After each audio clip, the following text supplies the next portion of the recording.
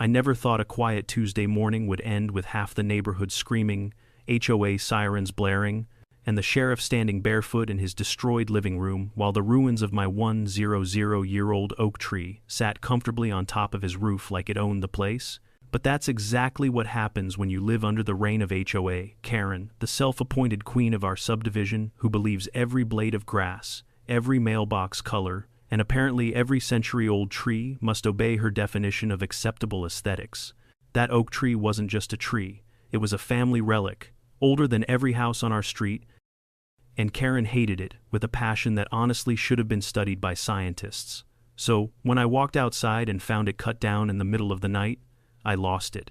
But fate wasn't done, because when Karen tried to drag the giant trunk off my property, she miscalculated spectacularly and sent it crashing straight into the sheriff's house. And that's when everything exploded. Before we dive in, drop your location and local time in the comments, and if you love HOA drama, make sure to subscribe for more wild stories every week. If you've never dealt with an HOA election, let me save you the trouble. It's like a high school popularity contest, mixed with tax season and a dictatorship. But with worse outfits, ours used to be pretty harmless. Old Mr. Thompson was the previous president, and his biggest enforcement action was sending out a friendly reminder email when someone left their trash can out for 2 days. Then he moved to Florida, and the board announced elections for a new president. That's when Karen smelled power. She'd only lived in the neighborhood for a year, but you'd think she built the place with her bare hands the way she talked about my subdivision. She went door to door with glossy flyers, promising order, beauty, and raising property values. Translation: more rules, more control, and absolutely no fun. When she knocked on my door, she looked at me, then at my oak tree behind me like it was some wild animal I was irresponsibly harboring. "This place has potential," she said, forcing a smile. "Once we clean it up and unify the aesthetic." "Clean it up?" I asked, leaning on the doorframe. "You mean the trash cans, or my face, or the giant tree behind me?" Her eyes flicked up at the massive branches, shading half the street. That tree had been there long before any HOA, long before most of us were born. "That tree is very dominant," she said carefully. "It disrupts the visual symmetry. It's imposing on the streetscape," I chuckled. "It's an oak tree, not a supervillain." She didn't laugh. That was my first warning sign. A week later, she won the election in a landslide. Most people voted for her because they thought, how bad can it be? Spoiler, pretty bad. The first thing she did as president was send out a 32-page updated community standards packet. 32 pages about lawn height, acceptable curtain colors, approved mailbox models, and a full-page section on visual obstructions. My oak tree fit that category a little too perfectly. I read that line 3 times. Any tree, shrub, or structural element that obstructs uniform sightlines, HOA signage, or the cohesive aesthetic of the community may be subject to mandatory removal at the discretion of the HOA board. At the bottom, handwritten in pink ink, was a note addressed specifically to me. "We'll need to discuss your oak tree, Karen. You know that feeling when your stomach drops but your brain goes, nah, it'll be fine." Yeah, that's where I was. A few days later, I got the first official violation notice taped neatly to my front door. "Your oak tree drops excessive leaf litter onto the sidewalk, poses a potential hazard to HOA signage visibility, and casts disproportionate shade onto neighboring properties. Please submit a removal plan within 14 days, or fines will be applied." I stared at the paper, then at the tree, then at my dog Buddy, who was happily chewing a stick under its branches. "A hazard to signage," I muttered. "What's next?" "The clouds block HOA-approved sunlight." I decided to do something Karen clearly hadn't anticipated. I read the actual law. Turns out that oak tree wasn't just old, it was legally protected. County records listed it as a heritage tree over 100 years old. Removal required special permits, environmental review, and a very good reason involving genuine safety. Not, "It hurts my eyes when I drive past." I printed out everything: codes, regulations, photos from the county archive, and showed up at the next HOA meeting. The room was full of folding chairs, stale coffee, and neighbors trying to look interested. Karen sat at the front behind a little plastic nameplate that read, "Ho President." She'd definitely bought that herself. "Next item," she announced, flipping her agenda. property at 142 Oak Hollow Lane, tree removal non-compliance. That's me, I said, standing up. And that's my tree. Karen clasped her hands together. Sir, your tree violates the updated visual harmony guidelines and obstructs the HOA welcome sign. You were given 14 days to comply. With respect, I said, holding up my folder, this tree is listed as a protected heritage oak. I've confirmed with the county. It cannot be removed without a permit, and no one's getting a permit because it's healthy, stable, and not causing any structural danger. She blinked. The HOA has authority over landscaping decisions. Over landscaping? Yes, I replied. Not over county law, and certainly not over a 100-year-old heritage tree. Legally, it stays. A couple of neighbors shifted in their seats, clearly enjoying the show. Karen's smile thinned. You're choosing to be difficult. I'm choosing to follow the law, I said, and keep a piece of history on my property. Her mask cracked for just a second. I saw the flash of anger in her eyes before she smoothed it over. The board will review this further, she said sharply. Meeting adjourned. Of course, review this further meant plot ways to get rid of it anyway. Over the next few weeks, I got more notices, complaints about blocked sunlight on the HOA sign, allegations that falling leaves were a slip hazard, a ridiculous claim that squirrels from my tree were trespassing into other yards. One Saturday, I caught Karen standing on the sidewalk, hands on hips, glaring up at the tree like it had personally insulted her. You know, she called out when she saw me, this tree is costing you a lot of goodwill. Goodwill? From who? I asked. You, from the community, she said. People talk. They want a tidy, unified look. Your tree is stubborn, perfect. I smiled. It matches me. She huffed. This isn't a joke. That tree is going to come down one way or another. Not legally, I replied, and definitely not on your say-so. Looking back, that was the moment the line was drawn. She wasn't just annoyed anymore. She was obsessed. A couple of neighbors quietly warned me later. She keeps bringing up your tree in every meeting, one said. Like, every meeting, drainage issue, somehow your tree, mailbox height, somehow your tree again. Another whispered. She said something about taking matters into her own hands if the board doesn't act.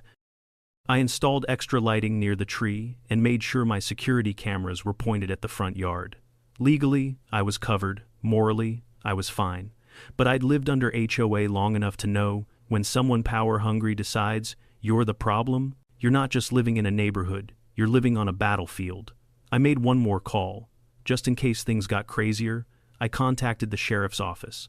The sheriff was a practical guy, mid-50 seconds, tired eyes, but sharp.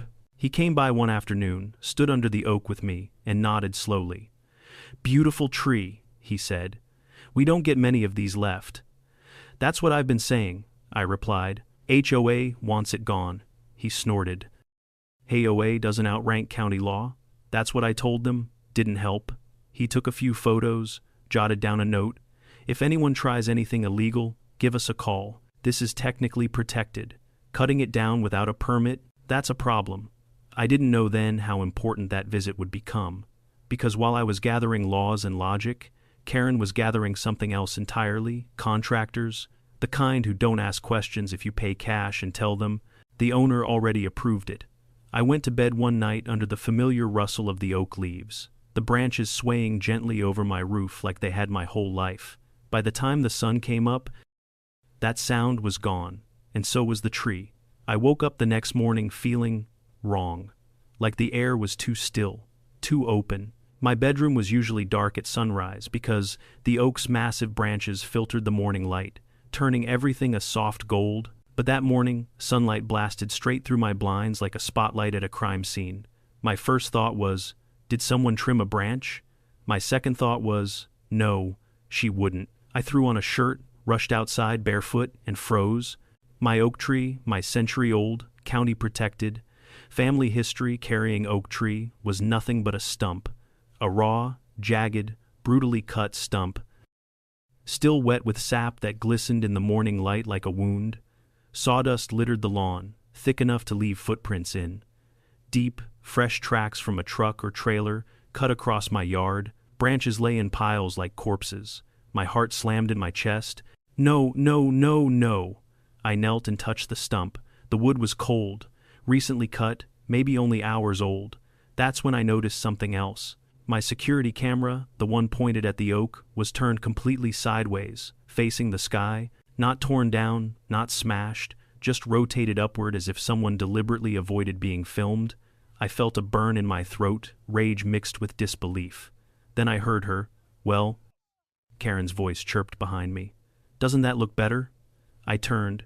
She stood on the sidewalk, arms crossed, wearing her usual pink blazer that somehow made her look even more antagonistic in the daylight. "You did this," I said, barely recognizing my own voice. "I authorized it," she corrected smugly. "The board agreed the tree violated multiple HOA guidelines. Consider this an improvement to the community aesthetic. You don't have the authority to remove a protected tree," I shouted. "This is illegal." She waved her hand dismissively. "Please. That protected nonsense only applies if the tree is structurally sound, and I have reports that it was leaning dangerously.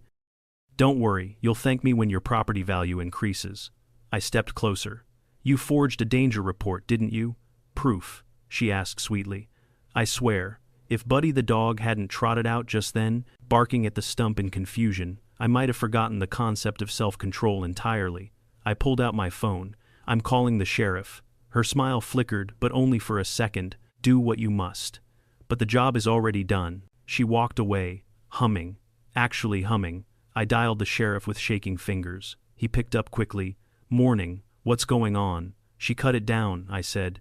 "The oak. It's gone." There was a long pause. "I'll be there in 10 minutes." And he meant it. His SUV rolled up fast, crunching over leftover bark on the street. When he stepped out and saw the stump, he froze. "Good Lord," he muttered. He took off his hat, scratched his head. "That tree was perfectly healthy." "I know. And nobody pulled a permit. I checked just last week." "I know." He knelt down, examined the cut, the sawdust, the tire marks. "This was done maybe 2-3 hours ago." He followed the trail with his eyes down the street. "They dragged the trunk away." "She hired contractors," I said. "Probably paid cash." He stood up and looked at me seriously. "This isn't a civil issue anymore. This is destruction of protected property. And if she touched that security camera, she did." He nodded once. "Okay, I'll open a case. We'll find who did this." For a moment, I felt relief, like justice was finally stepping into the ring. But justice must have hit snooze that morning, because just as the sheriff and I were discussing next steps, we heard the grinding sound of a truck engine, struggling under a heavy load. The noise grew louder as it approached from around the corner. A flatbed truck rolled into view. On the back of it, chained at 3 points, was the entire trunk of my oak tree, massive, heavy, and way too big for that truck. Behind it, walking proudly like she was leading a parade, was Karen. "Oh, perfect timing," she called out. "We're relocating it to a disposal site. It's all under control." The sheriff glared at her. "Karen, stop that truck right now." She blinked innocently. "Oh, is there an issue? You illegally removed a protected tree. You tampered with security equipment, you trespassed, and you forged safety reports." Her face twitched. "That's absurd. I have full authority as HOA president. You don't outrank county law," the sheriff snapped. She turned toward the nervous-looking truck driver and waved her arm impatiently. "Go on, move it." The driver hesitated. "Ma'am, it's not balanced. If we hit a slope, just go," she shrieked. He swallowed hard, shifted the truck into gear, and drove slowly forward. My house sits on a gentle incline, barely noticeable to the eye, but enough to matter when you're hauling something as heavy as a century-old oak trunk. The moment the truck's back wheels hit the slope, the entire load shifted. The chains groaned, metal scraped, the bed tilted. Karen screamed. "What are you doing?" I said. "Drive straight." And then it happened. The trunk rolled, slow at first, like a giant waking up, then faster, far faster, gaining momentum down the incline. "Move," the sheriff yelled, grabbing me and pulling me aside. The oak trunk barreled past us like a runaway boulder from an action movie, gathering speed until it slammed launched directly into the side of the sheriff's house across the street. The crash was deafening. Wood splintered, glass shattered, the entire structure shook. A cloud of dust exploded from the roof as the trunk punched through the wall and lodged itself halfway inside the living room. For a moment, the world went silent. Then the sheriff's wife burst out the front door in her bathrobe, screaming, "What in the hell is going on?" The sheriff just stared at the wreckage, hands on his hips, breathing slowly. He didn't yell, he didn't curse, he just stood there, reaching the absolute limit of human patience. Karen, meanwhile, was frozen in horror, her mouth opening and closing like a fish gasping for air. It was the slope, she stammered. The driver he mishandled. Ma'am, the sheriff said calmly, you are done talking. He pulled out his notebook in that terrifyingly controlled way officers do when they're seconds away from losing it. I will need your statement, he said, but not right now. Right now, I need to not be arrested myself for what I'm thinking. He walked toward the wrecked house, muttering something about stress leave. Neighbors began pouring out of their homes, filming everything, whispering loudly enough for us all to hear. That tree was protected, she finally snapped. She's gonna get sued into another dimension. Did you see the trunk go? Like a bowling ball? That's karma right there. And right there, in the middle of the chaos, Karen realized the gravity of what she'd done. Not just to me, not just to herself, but to the sheriff. She started shaking. I didn't mean it wasn't supposed to. I stepped toward her. She flinched. You said the job was already done, I reminded her quietly. Turns out you were right. She opened her mouth, but nothing came out. That confident, bossy, power-hungry tone she always carried was gone. All that remained was panic. For the first time since she moved into our neighborhood, Karen had no idea what to say. And as the sheriff walked back toward us with a look that promised legal thunderstorms, I realized something. This was only the beginning. If you've ever witnessed someone try to talk their way out of a disaster they single-handedly created, you'll understand what happened next. Karen stood there, trembling, mascara slightly smudged, hands shaking like she'd just been caught robbing a bank, which, honestly, wasn't far off from what she'd done. The sheriff closed his notebook and took one long, slow breath.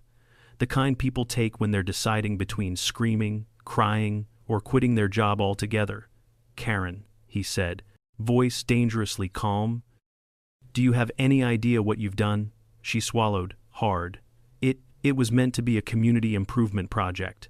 The sheriff blinked at her. A community improvement project. Yes, she said, clinging to the phrase like a life raft. The tree was interfering with neighborhood cohesion. I acted in the best interest of the HOA. He held up a hand, shutting her down instantly. That was a protected heritage oak. You cut it down without a permit, you trespassed, you tampered with private security equipment, and now, he turned slowly toward the gaping, trunk-sized hole in his house. Now it's sitting in my living room. Karen's lips trembled. The driver misjudged the incline. The sheriff whipped around, pointing at the flatbed driver. You stay right there. The poor guy raised both hands. Sir, I told her the load wasn't secure. She said she'd handle the paperwork and that's enough, the sheriff snapped. The driver shut up immediately. At this point, half the neighborhood had formed a semicircle around the scene. Moms in robes, dads with coffee mugs, kids filming on their phones, retirees leaning on their walkers like they were watching the best entertainment they'd seen in years.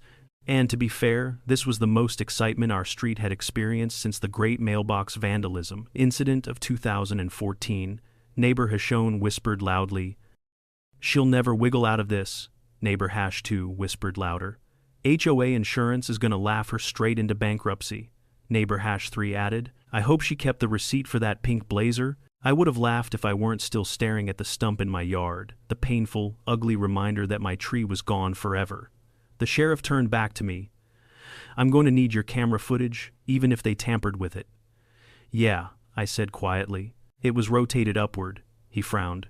Rotated is good, means fingerprints. Then he glared directly at Karen.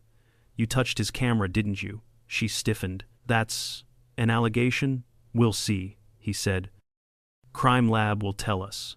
Karen's attempt at indignation faded. Her face drained of color like she realized she just stepped into a legal minefield barefoot. The sheriff pointed at the stump again. You removed that tree illegally. I was told I had the authority as HOA president, she insisted. By who? The board. Oh really? The sheriff said, pulling out his phone. Let's find out. He dialed one of the board members, Sandra, the treasurer. She answered immediately. Sheriff, is everything okay? Sandra, did the board authorize removal of the oak tree at 142 Oak Hollow? There was a pause, a very ominous one. Absolutely not, she said firmly.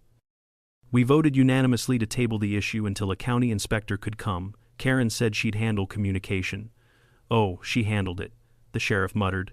Thank you. When he hung up, he stared Karen down. You forged board authorization? That's a misunderstanding, she whispered. No, he said. A misunderstanding is forgetting your Wi-Fi password? This is tampering with official documents. Karen's breathing got shallow. Sheriff, please, let me explain. He held up a finger, silencing her. And here's where everything got worse for her. One of the other neighbors stepped forward. Mr. Jensen, who lives across the street. I have something, he said, raising his phone. My doorbell camera caught the workers arriving at 3 a.m. Karen blanched. You have no right to record. It's my front door, he snapped. And you walked right past it, instructing the crew. He pressed play. There she was, in the darkness, whisper yelling. Faster. I want that thing gone before sunrise. Ignore the paperwork. I run this subdivision. The crowd gasped. Someone whispered, she really said that. Someone else said, ooh, she's finished. The sheriff didn't even react. He just stared at her long enough for sweat to form at her temples. But the nail in the coffin came from the contractor himself. The driver finally stepped forward, guilt all over his face. Sir, I didn't want to take this job, he said. But she paid cash and signed the authorization herself. Said she was the homeowner and had full rights over the tree. I blinked. She claimed she lived here. He nodded. She told us the owner was out of town and left her in charge. The entire neighborhood erupted. Karen threw her hands up. They're lying. This is a conspiracy. The sheriff's voice cut through the noise. Karen, you impersonated a homeowner. I delegated authority. HOA, bylaw. 73B, states. Bylaw, 73B, he repeated flatly. The one about Christmas lights duration. She froze. He smirked. You don't even know your own bylaws. Karen tried again. This is all blown out of proportion. It was just a tree. Just a tree, I said, stepping forward. That tree was 100 years old. My grandfather planted it with his own hands. Karen looked between me and the stump and the wreckage of the sheriff's house, desperation starting to warp her voice. It was obstructing community harmony, she protested weakly. Ma'am, the sheriff said, the only thing obstructing community harmony is you. He finally pulled out his citation book. Karen, you are facing unlawful destruction of protected property, trespassing, evidence tampering, falsifying HOA documentation, impersonating a homeowner, and reckless endangerment. And that's just the short list. She swayed slightly, like her legs were giving out. Sheriff, please, can we talk privately? No, he said curtly, we cannot. But the unraveling wasn't over. Sandra, the treasurer, arrived, speed-walking from her car with fury in her eyes. She marched straight up to the sheriff. She emptied the HOA emergency maintenance fund, Sandra said breathlessly. $8,000? Gone. She used it to pay those contractors, Karen gasped. It was a community emergency. To who? Sandra yelled. No one voted on this. You falsified signatures. Another neighbor chimed in. She threatened to fine me for having a blue wind chime. She tried to ban my garden gnomes. She said my shed was aggressively beige. She told me my dog barked in a non-HOA compliant tone. The sheriff now looked like a man who'd discovered the final circle of HOA hell. He held out his hand to Karen. Your HOA president badge. What? She whispered. You're removed from office, effective immediately. She clutched her chest. You can't fire me. I didn't, he said calmly. Your neighbors did. As he pointed around, every resident present nodded in agreement. Some even crossed their arms. One lifted his coffee mug in a sarcastic salute. Karen spun, pleading to the crowd. You're all turning against me, after everything I've done for this neighborhood. What have you done besides terrorize us? Someone muttered. The sheriff closed his notebook. Karen, until further notice, you are not allowed to make any decisions, filings, or actions on behalf of the HOA. She shook her head wildly. This isn't over. I'll sue all of you. I'll sue the HOA. I'll sue. You can add that to the long list of bad ideas you've had today, the sheriff said. He turned to me. We're opening a full investigation. This is going to get her into serious legal trouble. I looked again at the stump. Then, at the broken house across the street, my beautiful oak tree's final resting place. Karen had tried to destroy something sacred to me. Instead, she destroyed herself. But the investigation had only just begun. I didn't want to spend my afternoon watching the neighborhood collapse into some kind of HOA-themed courtroom drama, but that's exactly what it was turning into. The sheriff had barely finished listing Karen's potential charges when two more neighbors came hustling down the street, one holding a laptop, the other waving a folder stuffed with papers like he'd been waiting years for this moment. "I have the financial reports," the man with the folder announced triumphantly. "And I have the meeting recordings," the woman with the laptop added. Karen's face drained even further if that was humanly possible. She staggered back a step. What reports? What recordings?" The man flipped through the stack, his fingers trembling from equal parts adrenaline and excitement. "The HOA financial records for the last 6 months. You said they were all clean. Except here's the fun part. Half the receipts are handwritten, no vendor names, no signatures, just random charges marked as aesthetic improvements." The sheriff raised an eyebrow. "Is that so?" The woman with the laptop popped it open. "And you're going to love this. Remember those board meetings you said you conducted in closed session?" She clicked play. "Turns out you forgot to turn off your own Zoom recording feature." On the screen appeared Karen, alone in a room decorated with her trademark pink aesthetic. She sat at a table with 3 empty chairs. "Meeting of the HOA board is now in session," Video Karen declared dramatically. "All present." She paused, then answered herself, "Yes, President Karen." Someone in the crowd snorted. Another whispered, "She held meetings with invisible people." Karen lunged toward the laptop, but the woman snapped it shut and held it away. "Nope, this is evidence now." The sheriff let out a sigh so deep I thought he might pass out. "Karen, please tell me you did not fabricate board meetings." I was simulating discussions, preparing minutes in advance." "Simulating isn't how governance works," he said. "That's what's the legal term again? Oh, right, fraud."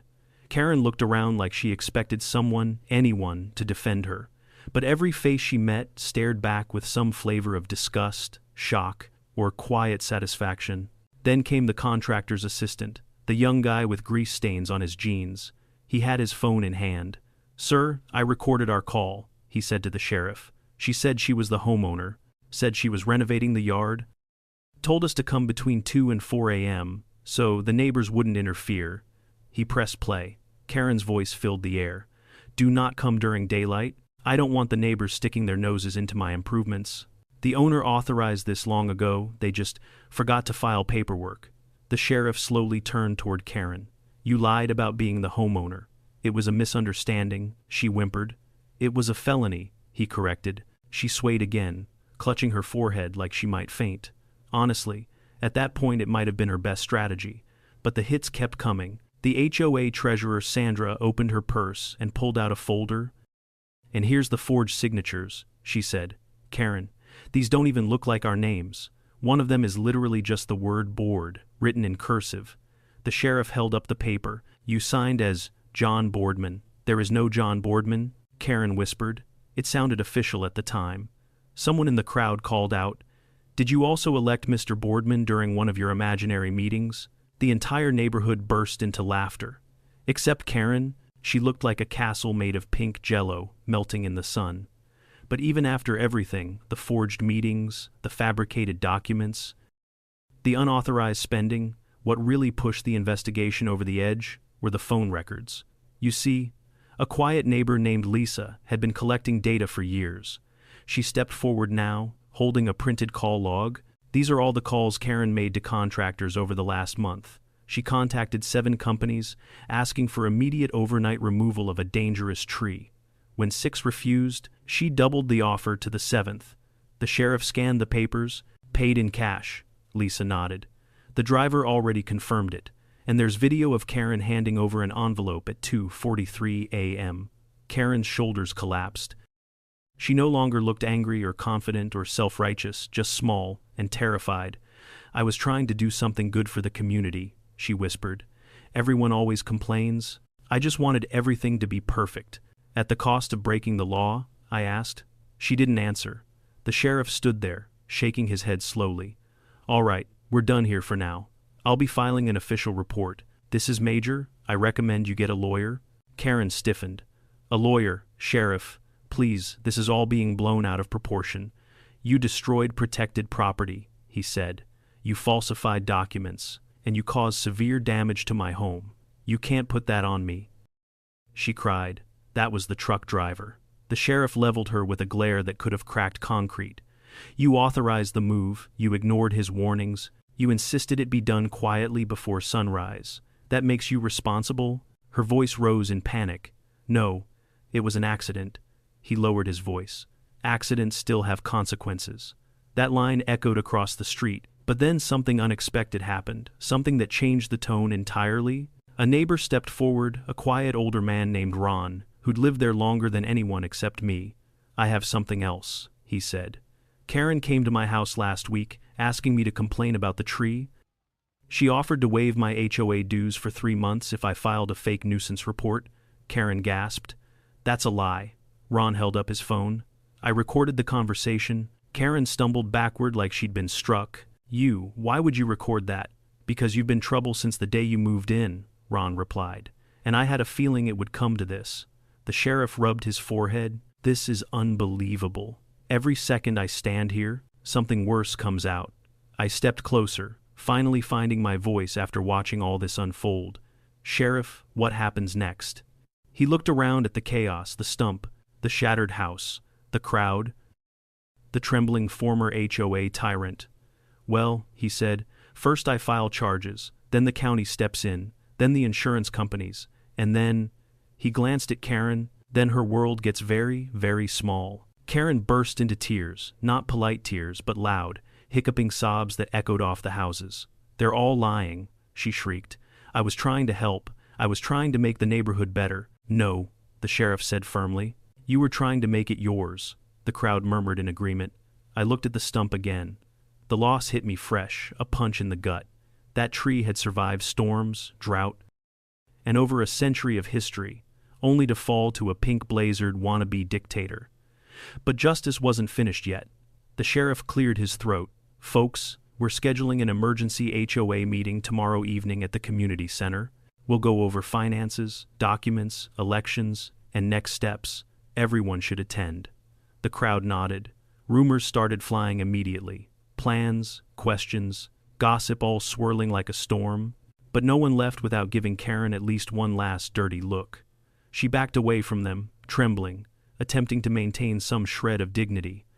I still have rights," she said weakly. "Yes," the sheriff said. "You do, and so does everyone else. You forgot that part." He turned to me. "I'll need a full statement from you later." "I'll be there," I said quietly. Karen staggered toward her house, hands covering her face, shoulders shaking. For the first time since she moved in, she looked defeated. But I knew this wasn't the end, not by a long shot. Legal wheels were turning now, and once they start, they don't stop easily. The oak tree was gone, the sheriff's house was half destroyed, the HOA was in shambles, and tomorrow everything would come to a head at the most chaotic HOA meeting our neighborhood had ever seen. The next day felt like the calm before a hurricane, one of those eerie, unsettling moments when the air is too still, the neighborhood too quiet, and everyone is waiting for something explosive to happen. Even Buddy, usually energetic in the mornings, paced around the stump of the oak tree like he sensed the tension hanging over the street. The emergency HOA meeting wasn't until 6 p.m., but the whole neighborhood felt restless long before that. People gathered in small clusters on driveways, whispering about audits, lawsuits, and fines so big Karen might need to sell that pink blazer on eBay just to pay the legal fees. By noon, I saw the sheriff outside his damaged house, pacing the yard with his insurance adjuster. The adjuster kept taking photos and shaking his head like he was witnessing the aftermath of a tornado. "This is what caused it," he asked, pointing at the massive trunk lodged in the wall. "The HOA president," the sheriff replied flatly. "She authorized an illegal removal and got the tree rolling down the street like an Olympic bobsled." The adjuster blinked. "This is the weirdest claim I've ever seen." "Oh, Buddy," the sheriff said, clapping him on the shoulder. "You have no idea." I watched from across the street, guilt gnawing at me even though I wasn't the one who caused the destruction. The sheriff caught me looking and walked over. "You feeling okay?" he asked. "Still processing," I admitted. Seeing the stump this morning hurt more than yesterday. Like the reality finally settled in. He nodded. I get it. Trees like that, they're more than wood. They're memories. We stood there in silence for a moment. You ready for tonight? He finally asked. I exhaled. As ready as I'll ever be. He leaned in slightly. I'm telling you now, tonight's meeting won't just be a discussion. I'm presenting everything, and she's going to panic. Stay calm, don't engage unless necessary. Got it, and one more thing. He lowered his voice. She's been calling around trying to gather support, bribing some, intimidating others. If she tries anything tonight, I'll shut it down. I raised an eyebrow. She still thinks she can get out of this. Oh, she's convinced she can flip the narrative, he said. People like her always think they're one speech away from redemption. He wasn't wrong. At exactly 6 p.m., the community center parking lot was so full it looked like we were hosting a concert instead of an HOA meeting. People spilled onto the sidewalk, holding coffee mugs, notepads, and because it's suburbia, several emotional support snacks. When I walked inside, conversation stopped mid-sentence as neighbors spotted me. Some nodded in sympathy, others patted me on the back. One guy even handed me a homemade brownie and whispered, "For emotional stability, I appreciated it more than I'd admit." The room buzzed with energy, some angry, some eager, some downright gleeful. The front table, where the board usually sat, had only 2 members, Sandra the treasurer and Miguel, the landscape coordinator. Both looked exhausted. Then, like a villain entering at the perfect dramatic moment, Karen walked in. She wore a different pink blazer, brighter, louder, and even more aggressively tailored than the last. Her hair was shellacked into a helmet-like shape, and she carried a thick binder under her arm, labeled Important OA Documents in sparkly letters. The room fell silent. She paused, scanning the crowd with an expression that tried to be confident, but came across as terrified beneath the veneer. Still, she forced a smile. "Good evening, neighbors," she said, voice quivering just enough to betray her. No one responded. She cleared her throat. "I know there has been some confusion regarding recent landscaping improvements." "Illegal landscaping improvements?" someone shouted from the back. Karen's smile froze. "We'll address that misunderstanding shortly. But first, as your HOA president," Sandra slammed her hand on the table so loudly that half the room jumped. "You are not our HOA president anymore," she said. Gasps filled the room. Karen visibly flinched, gripping her binder tightly. "You can't remove me without a formal vote," she snapped. "We did vote," Miguel said coldly. "Unanimous. Yesterday, after the sheriff informed us of the forged documents." "That wasn't an official meeting," Karen protested. "Where are the minutes? Where are the signatures?" Sandra smirked. "Funny you ask. We actually held a real meeting, with real people, not 3 empty chairs and a Zoom recording of you talking to yourself." A wave of laughter rolled through the room like thunder. Karen's cheeks reddened. "This is an ambush," she yelled. "I demand we return to proper HOA procedure." "You don't get to demand anything," Sandra said. "You are relieved of all authority until further notice." The sheriff entered then, carrying a folder thick enough to be used as a weapon. He walked straight to the front, nodded to the board members, then faced the crowd. "Evening, folks," he said. "We've got a lot to cover. Let's begin." Karen shot to her feet. "Sheriff, I should be allowed to speak first. This is a matter of my leadership, my intentions, and my vision for the community." He held up a hand. "Karen, sit." She scowled but sat, the way a toddler sits after being told no in the candy aisle. The sheriff opened his folder. "I'll keep this simple. The investigation has uncovered multiple violations, including unauthorized removal of a protected tree, trespassing, tampering with private security equipment, falsifying HOA documents, misuse of HOA funds, forgery of board signatures, and reckless endangerment resulting in significant property damage." The room erupted in whispers and gasps. Karen sprang up again. "Those are exaggerated charges. I was following HOA guidelines, and everyone here knows that tree was an eyesore and—" "Sit," the sheriff repeated, voice like steel. She sat. He continued, "We've collected video evidence, phone recordings, contractor statements, and financial documents. Everything points to a deliberate attempt to bypass legal procedures." He turned toward me. A good portion of the evidence came from the homeowner directly affected. All heads turned to me. I nodded once. Karen slammed her hands on the table. "Of course, he turned you against me. He's been complaining about me since day one. I frowned. You broke into my yard at 3 a.m. That's not the point, she shrieked. You also turned my camera upward to avoid detection, I added. That doesn't prove anything. It proves fingerprints, the sheriff said. Which we have. Karen froze, utterly still. The sheriff placed several photos on the table. Ladies and gentlemen, here is the contractor accepting cash from Ms. Karen at 2:43 a.m. Here is Karen directing the workers, and here, he held up a screenshot from the doorbell camera, is Karen explaining that she is the homeowner and wants the work done before sunrise. The crowd exploded. She lied about being the owner. She paid in cash. She pretended to be all of us at meetings. My God, I knew she was crazy, but this is next level. Miguel stood. I moved to remove Karen from the HOA board permanently. Seconded, Sandra said. All in favor? Miguel asked. Every hand in the room shot up, except Karen's. She looked around desperately. You can't do this. You need my leadership. I brought order to this neighborhood. We don't want your order, someone called out. We want our sanity back, another added. Karen lifted her binder. I have documentation, records, proof that I acted within my rights. The sheriff held out his hand.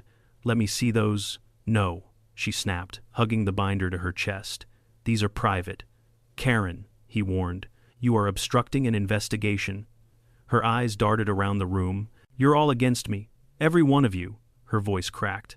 You're just jealous because I care about this neighborhood. A neighbor near the front muttered loudly. If this is caring, I'd hate to see what dictatorship looks like. The room roared with laughter. Karen trembled, face red, breath shallow. This isn't justice. This is harassment. No, the sheriff said calmly. This is accountability. He placed a stack of official documents on the table. Karen, effective immediately. You are banned from holding any HOA office. Further, you are liable for financial restitution pending legal review. She stumbled backward.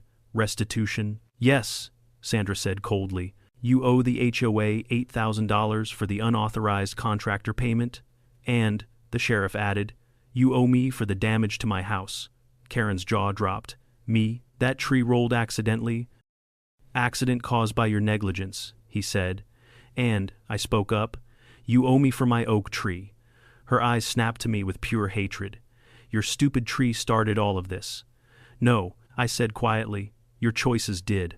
Karen stood there, shaking like her entire world was collapsing, which, honestly, it was. But even then, even with the entire neighborhood voting her out, even with evidence stacked against her like a pink-themed crime museum exhibit, she still tried one last desperate move. I'll sue everyone, she yelled. I'll get this whole neighborhood shut down. She never finished, because the sheriff simply closed his folder and said, Karen, you've done enough. Silence fell over the room, and in that silence, she realized the battle was over. Karen didn't leave the meeting gracefully. She didn't even leave quietly. Instead, she stood there in the center of the community center, chest heaving, face twisted, fingers clutching the edges of her sparkly binder like it contained the nuclear codes. For a moment, she looked like she might lunge at someone, me, the sheriff, Sandra, maybe even the projector screen, but then her shoulders dropped. Her gaze fell to the floor, and with a broken little sniff, she whispered, You'll regret this. All of you will. No one responded. She gathered her papers with trembling hands, shoved them into her binder, and marched toward the exit. People stepped aside, the way villagers might part for a cursed queen leaving her ruined castle. She pushed through the doors, nearly tripping over a doormat, and disappeared into the night. The door swung closed behind her with a soft thud that felt strangely symbolic, like the end of an era. A terrible, pink-blazered era. The room exhaled collectively. Sandra sagged into her chair. I need a drink, or 5. Miguel wiped his forehead. We survived, barely. The sheriff looked drained but resolute. We're not done yet. He turned to the crowd. Thank you all for coming. The county will handle the legal fallout. I'll file my full report tonight. And we're opening a formal audit on the HOA finances. The board will temporarily operate under volunteer oversight until we elect new officers. People nodded, murmured, exchanged relieved smiles. Someone clapped. Another followed. Suddenly the room erupted into applause. Not the polite kind, but the real kind. The exhausted, grateful, relieved kind. I stood off to the side, arms crossed. I wanted to feel triumphant, but the stump of my oak tree kept flashing in my mind, raw and mutilated. No amount of justice could bring it back. After the meeting dismissed, neighbors gathered around me one by one. "Sorry about your tree," one said. "She never should have touched it," another added. "That oak was part of the street's charm," someone else murmured. I appreciated the sympathy, but each comment was another twist in the wound. I just thanked them quietly. The sheriff approached me as people filtered out. "You did good tonight," he said. "I didn't do much. You stood your ground. You didn't let her push you around. That matters." I shrugged. "Still doesn't bring the tree back." He stared at me for a long moment, then said, "Come by my place tomorrow. We need to talk about next steps. The county arborist will be involved. There's compensation for heritage tree destruction. Might help you replant." "Maybe, but some things can't be replaced." I nodded and headed home. The night air was cool, the streetlights casting soft yellow halos on the pavement. I walked past the sheriff's house, the gaping wound in the wall covered now with a tarp. What a surreal sight. Then past my yard, where the stump sat under a halo of fallen sawdust, like a gravestone. When I stepped inside, Buddy greeted me, tail wagging, unaware of the emotional hurricane I'd just come through. I knelt and hugged him, burying my face in his fur. He licked my cheek and nudged my chin like he knew something was off. "Yeah," I whispered. "I miss it too." That night, I barely slept. I kept hearing the echo of the chainsaws in my head, the thud of the trunk crashing into the sheriff's wall, the panicked shouts of neighbors. But the image that haunted me most wasn't any of that. It was Karen's face, when she realized she'd truly lost everything. There was something almost tragic about it, like watching a fire burn itself out until nothing remains but ashes. The next morning, I brewed coffee and stared out the window at the stump. The grass around it was disturbed, soil upheaved, patches of sawdust still clinging to blades of grass. Birds hopped around the edges, confused, like they were waiting for their old friend to return. Around 10 a.m., the sheriff stopped by. He looked better than yesterday, tired, sure, but calmer. "Got a minute?" he asked. "Yeah," I said. Stepping outside, we walked toward the stump together. He crouched down, touched the cut surface, ran his hand along the jagged edge. "This tree was a beauty," he murmured. "Dense rings, strong heartwood, must be about 100, maybe more." 103, I said. "My grandfather planted it in 1921. He nodded slowly. "We'll include that in the report. Judges, they care more when there's a story behind the damage."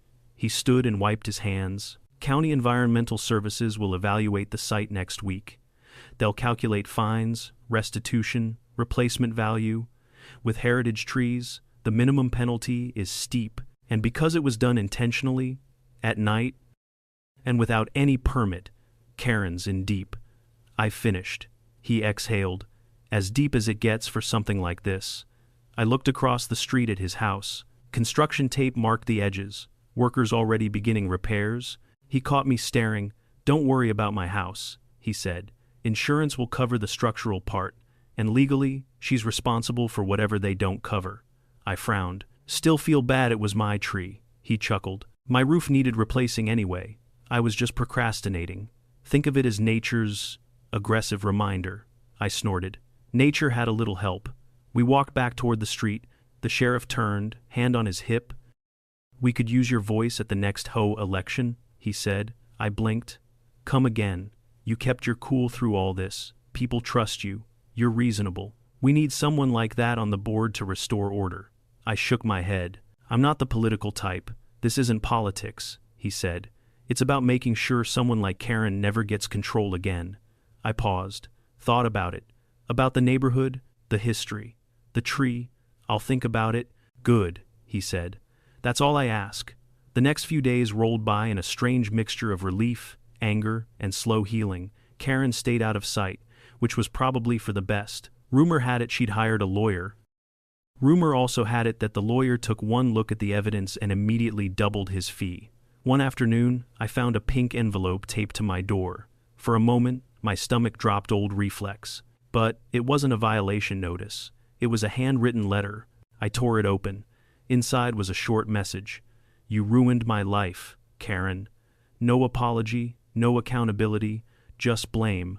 I crumpled the letter and tossed it into the trash. Days later, more evidence surfaced: documents Karen had hidden in her garage, emails she sent to contractors, even threats she'd written to neighbors who didn't obey her aesthetic. Suggestions. The sheriff called to update me almost daily. "She's cooked," he said each time. And she was. Eventually, the county ruled on the case. She owed thousands in fines, restitution, and damages. She lost her court appeal. Her lawyer quit halfway through the process, and the HOA banned her permanently from holding any position, attending closed meetings, or influencing votes. But the most important part came a week later. The sheriff knocked on my door with a small smile. "We got approval?" "For what?" He pointed to the stump. "To replant a heritage oak seedling. The county will supply it. They said it's symbolic, a new beginning." A lump formed in my throat. Really? That weekend? The whole neighborhood came out, not because they had to, but because they wanted to. Men dug the hole, kids carried watering cans, women brought snacks, even Buddy supervised with an air of responsibility. When we lowered the young oak into the ground, I felt a swell of emotion I couldn't describe. Hope, healing, continuity. The sheriff stood beside me. "Trees grow slow," he said, "but they grow strong." I nodded. "Just like communities," he smiled, "and unlike Karen, trees don't forge documents." We laughed together as the sun set behind the houses, casting golden light over the newly planted seedling. I realized something. Karen may have destroyed the tree, but the neighborhood had never been stronger, and just as slow, patient, steady had taken root again. The weeks after, the replanting felt strangely peaceful, almost too peaceful, like the neighborhood was collectively waiting to see if Karen would re-emerge from her pink lair with some new scheme. But she didn't. Maybe the lawsuits drained her energy, maybe the humiliation broke whatever illusion of power she once clung to, or maybe, just maybe, she finally realized the community wasn't hers to control. Life slowly returned to normal. Kids rode their bikes again without Karen threatening to fine their parents for reckless driveway usage. People walked their dogs without worrying she would measure their leash length. Garden gnomes, wind chimes, and decorative birdhouses made a triumphant return to front porches. It was like the entire neighborhood collectively exhaled and decided to simply live. But despite the calm, something still felt unfinished. There were loose ends, emotional ones, legal ones, things that hadn't yet found closure. About 2 weeks after planting the new oak, I got a call from the sheriff. "Can you come by my place?" he asked. "There's something you need to hear." When I arrived, he handed me a small folder with official county markings. "This is the final ruling," he said. I opened it. Page after page listed fines, restitution amounts, damage repair totals, and legal fees, all assigned to Karen. She tried to contest it. I asked. "Oh, every step," the sheriff said. "Appealed, protested, filed complaints, but the evidence was airtight." I skimmed the figures. "This is a lot." He crossed his arms. "Yep. Destruction of a protected tree alone carries a heavy penalty.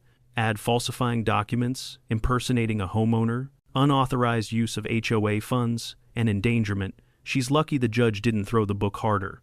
What happens now? She pays, or the courts take action." I felt a strange mix of satisfaction and sadness. No matter how awful she had been, seeing someone's life collapse this completely, it wasn't easy to celebrate. The sheriff must have read my expression. "You're too decent for your own good," he said. "Don't feel guilty for someone else's choices." "I don't feel guilty," I said slowly, "just reflective." He nodded. "Come on, let's walk." We stepped outside. The repairs on his house were nearly done. New siding, new windows, a fresh coat of paint. It looked better than before the tree ever hit it. He chuckled at my expression. Insurance came through big time. I'm not saying I'm glad a 100-year-old tree rolled into my living room, but my wife sure likes the remodel. She didn't kill you for it. Almost. Then she saw the new kitchen layout. We both laughed. We ended up walking toward my yard. The young oak seedling stood proudly in its spot, its leaves fluttering gently in the breeze. "It's already grown a little," I said. "Trees have a way of reminding us life keeps going," he murmured, "even after chaos." As we talked, a few neighbors approached Sandra, Miguel, and Ron. "We're holding a quick meeting," Sandra said, "choosing new HOA leadership." I grimaced. Sheriff already tried to recruit me, Miguel nudged me. He's right, you'd be good at it, Ron chimed in. Besides, after everything, we need someone sane, I laughed. What's in it for me? Power, Sandra said dramatically. Absolutely not, I replied. Okay, Miguel said. How about just attending the meeting? No pressure. Fine, I'll come. The community center was far less chaotic this time. People chatted in groups, exchanging recipes and gardening tips instead of accusations and legal threats.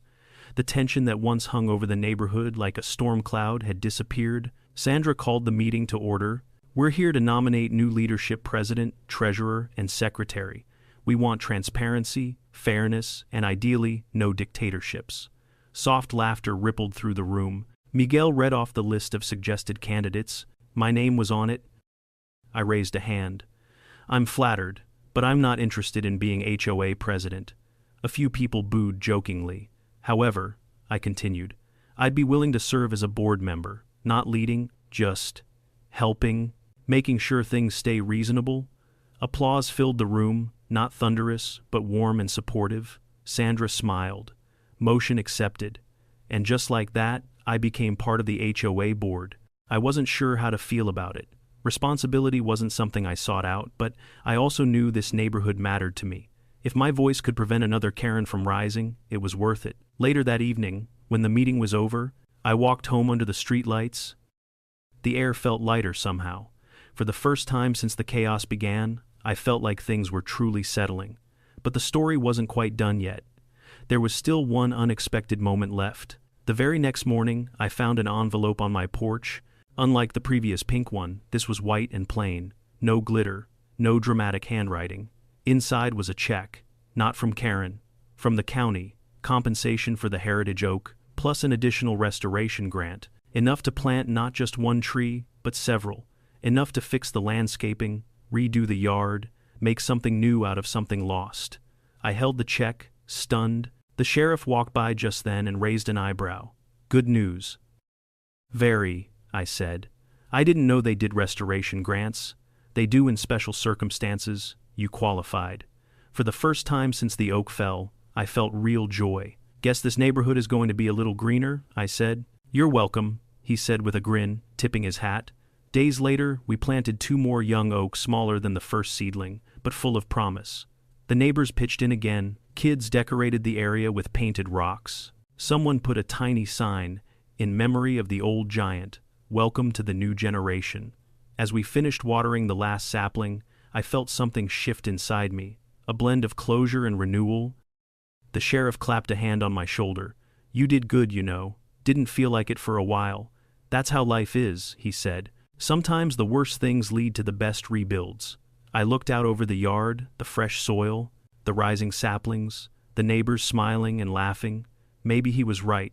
And as the sun dipped behind the houses, casting long shadows across the street, I whispered quietly to the memory of the old oak, we're starting again. Life has a way of breaking things we thought would last forever. Trees, trust, routines, even communities. But when something falls, it also opens the space for something new to grow. My oak tree lived for more than a century, and losing it felt like losing a part of myself.